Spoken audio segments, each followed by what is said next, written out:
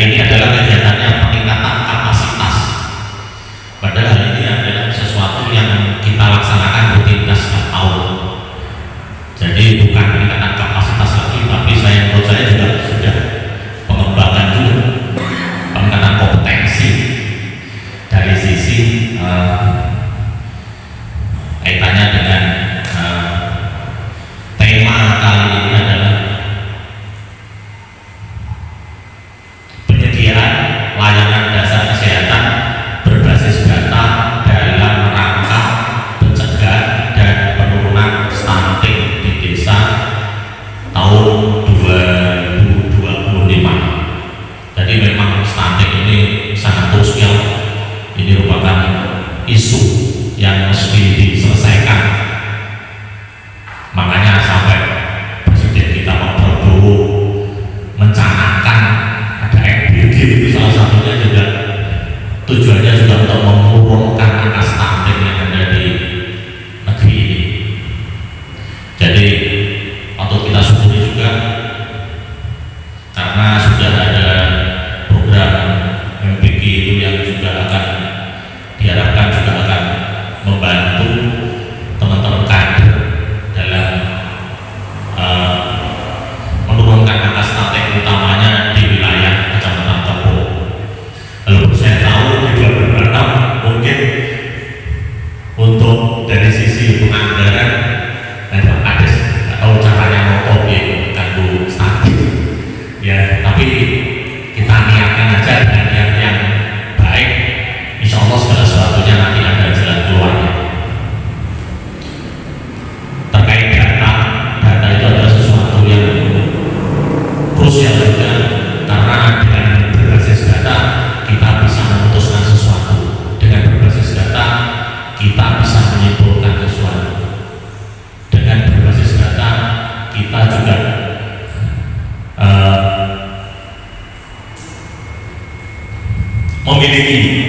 memiliki basis keputusan untuk menentukan sesuatu. Jadi saya harapkan teman-teman kader di sini juga kaitan data untuk bisa data untuk stunting itu saya harapkan juga sangat diperlukan keauratannya sehingga angka stunting dan target sasaran itu bisa tercapai. Jadi walaupun saya yakin panjenengan di desa itu ya sudah tahu persis siapa-siapa yang mesti dibantu, siapa-siapa yang anak-anak yang perlu dapat perhatian terkait stunting. Itu juga kerjasama kolaborasi antara Dinas Kesehatan dalam hal ini Puskesmas Tepung dan Puskesmas Keling berupaya untuk mengurangi angka stunting yang ada di wilayah Tepung. Demikian kira-kira yang dapat saya sampaikan pada hari ini dengan mengucap Bismillahirrahmanirrahim. Kegiatan peningkatan kapasitas bagi kepala desa dan kader pembangunan manusia dibuka pelaksanaan. Terima kasih. Buat santai, buat relax ya, nanti materi yang disampaikan oleh narasumber bisa masuk ya, bisa masuk terus nyantol, bukan masuk dari kanan tapi keluar dari kiri. Masuk dari itu sebenarnya sudah di angka 8,46. Nanti posisinya di mana di belakang nanti saya jelaskan. Kecamatan Kepongan ini dari biru muda ke dari biru tua ke biru muda itu sudah turun. Jadi alhamdulillah turun. Sangat banget kondisi stuntingnya naik. Kita tidak termasuk di dalamnya. Lanjut. Nah, ini posisi Kabupaten Kediri dibandingkan provinsi dibandingkan nasional. Kita sudah di posisi 7,9. Wes kayak wes gitu ya, sudah selesai stunting, sudah misalkan pingin 1,5 ya 1,5 lah. Ya orang enggak masuk yang golongan kehidupan tadi. Nah bisa mundur pokoknya kan nambah. Jadi gak seperti tahun-tahun sebelumnya. Kalau di 2025 itu posisinya maaf ini hanya berdasarkan survei. Nanti kita cross check dengan data real. Berdasarkan survei SSGI itu posisinya 8,4. Kalau ini yang nasionalnya yang ini ada 8,9 seperti itu nih. Lanjut. Nah ini apa namanya rapotannya. Gundule itu ternyata di wilayahnya Keling sing dalam paling banyak damar bola angkat tangan. Tak delok sih. Nah, nanti tenang Bu, jenengan itu bukan yang pertama. Yang pertama wilayahku. Ada 65 naik Bu. Naik Bu, leres. Ada penambahan 4 gundul untuk damar bola. Yang hijau terima kasih turun. Keling turun 4 orang, Kencong turun 2 orang, Krenceng tetap Krenceng. Ini namanya istiqomah, Krenceng. Terus Brumbu itu juga namanya sampainya. Jadi untuk Brumbu dan Damarula ini yang apa ya itu HPK. Maka yang diintervensi kalau sudah level sampai wis uangnya dengan konversi maka sebelumnya mulai dari sebelum hamil. Jadi ada yang penyebab langsung dan tidak langsung. Kalau penyebab langsung contohnya nunggu ada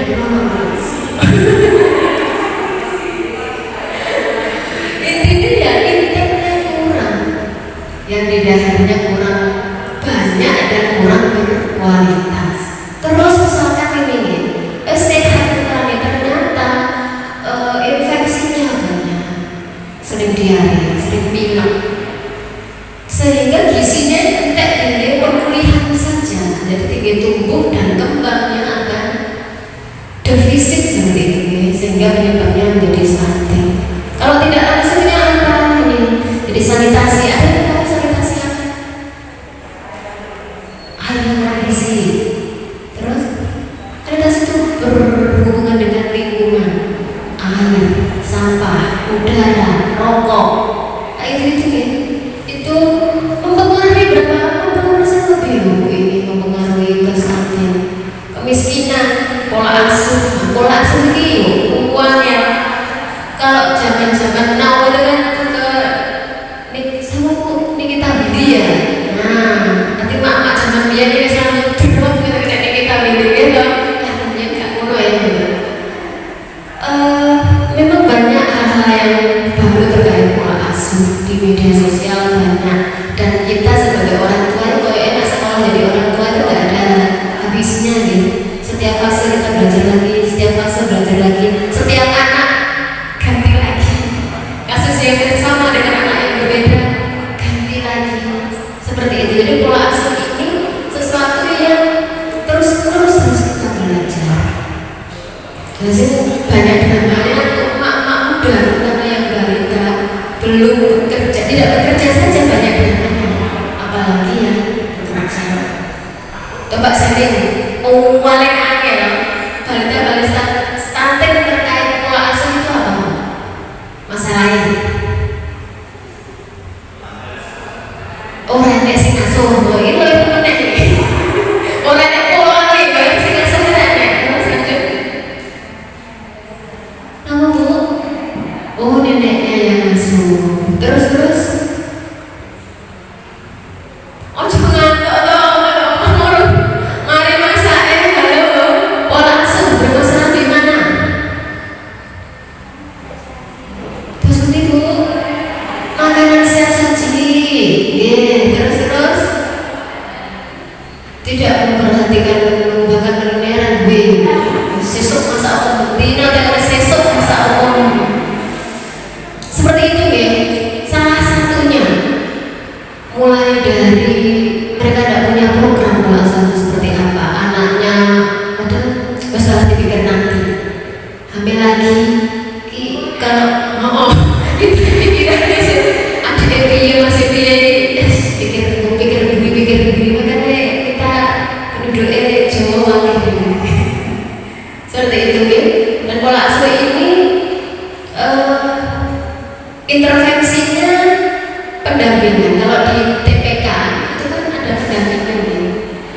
jenengan pola asuh itu diintervensi di posyandu, itu kebakti waktu lebu ya, alhamdulillah lebu itu.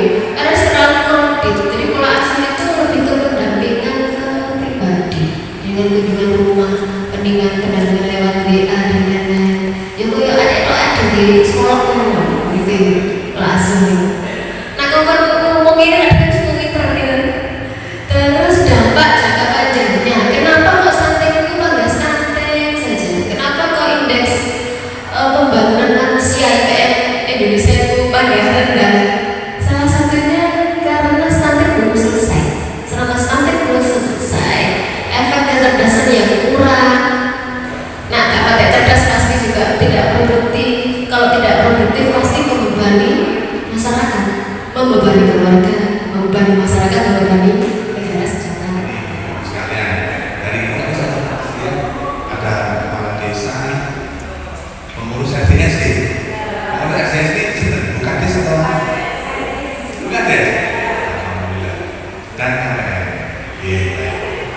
jadi agenda saya sebenarnya sekalian di 2027 itu memang ingin ada penguatan di program stunting, termasuk datanya teman-teman KPM ini yang diaplikasi EDW ya. Jadi nanti yang KTL-nya itu nanti di tahun depan kita akan mengaktifkan teman-teman untuk menginput data TDHDW. Yang kedua bahwa laporan scorecard yang teman-teman kerjakan itu nanti dikerjakan setiap triwulan sekali, artinya 3 bulan sekali, bukan per tahun, 3 bulan. Harapan kami begini, mumpung kalau pakai tapi orang punya desa, satu peran KPM ini semakin dilihat orang, lebih baik KPM itu diorek. Artinya apa? Karena yang itu maksudnya kepala desa ini tidak ada support. Kita harapkan ke sana ada support penguatan di LDS. Efeknya ke sana. Sehingga ini LDS nanti setiap triwulan itu mendapatkan laporan KPM. Karena apa? Scorecard itu kan sebenarnya anak itu kan sama dengan raportnya anak-anak kita masalah ini dijilid lah. Kan itu. Rapor itu yang harus disampaikan kepada kepada forum, kepada Bukades dan Bukades. Rapor triwulan pertama bisa asinan di sana, seperti itu. Dengan harapan dari angka ini nanti ada tindak lanjutnya, itu saya. Ya. Dan tentunya nanti dengan aktivitas KPM membuat masyarakat otomatis itu nanti menjadi bagian yang menunjukkan rumahnya, yaitu lembaganya, yaitu kan jadi efeknya akan begitu. Nah, untuk materi saya sebetulnya yang paling ini kalau terkait data itu ya tidak ada perubahan yang sama bagus sekalian ya. Jadi terkait dengan alur perencanaan, outputnya kan dimusnahkan Bukades, outputnya ada RKP. Tapi yang mendukung RKP itu salah satunya adalah hasil rembuk stunting. Nah kemarin pada rembuk stunting betul, rembuk stunting. Nah 2022 sudah yang diundang tadi ingin saya ingin percepatan sebulan itu direalisasi lumayan dulu sih dicopot-copot awal karena diserahkan orang badai kok kan begitu diliane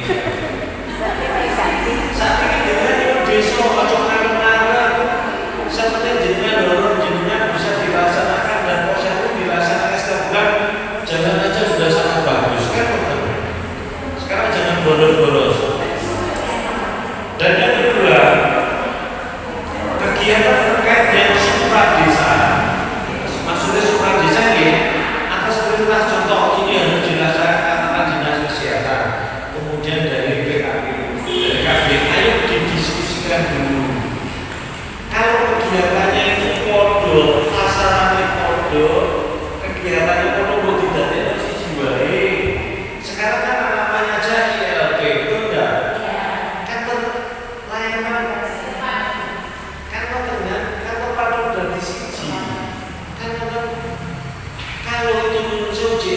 di contoh di walaupun ada perbedaan tapi itu sedikit contoh selatan sekolah masyarakat begitu itu ketika bapak-bapaknya atau mamanya sing sepuh dicampur sebenarnya esensialnya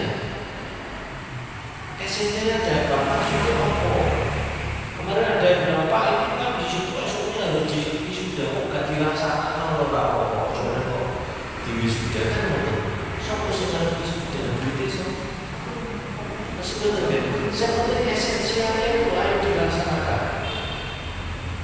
Kemudian terkait dengan istilahnya SOTK benar-benar kan masuk aja ketika di dalam IRP bahan ayo gantian kan motor karena kalau kita aja tidak cukup kita dana desa tadi bisa Mas April dana desa untuk BLT katakan bukan mau mungkin katakanlah kalau untuk produksi umum digital berarti ada yang sekolah itu 300 itu juta 200 kan betul P 12 kan betul kan terus 37 200 coba jalan bayangkan ada 40 juta berapa persen dari 371 tadi lebih dari 10% di umum digital per dusun jadinya kan itu tebel-tebelan seperti itu. Terus kemudian terkait dengan yang namanya dari untuk digitalisasi desa wong teru 2,5 juta ping teru 7,5 juta ping 12 bayangkan sudah hampir 90 juta 90 tambah 40 130 BLT kalau terus baru makanya Indonesia ayo bukan berarti tidak boleh harus dilaksanakan tapi kita harus pandai memilih dan berhemat atas kita sudah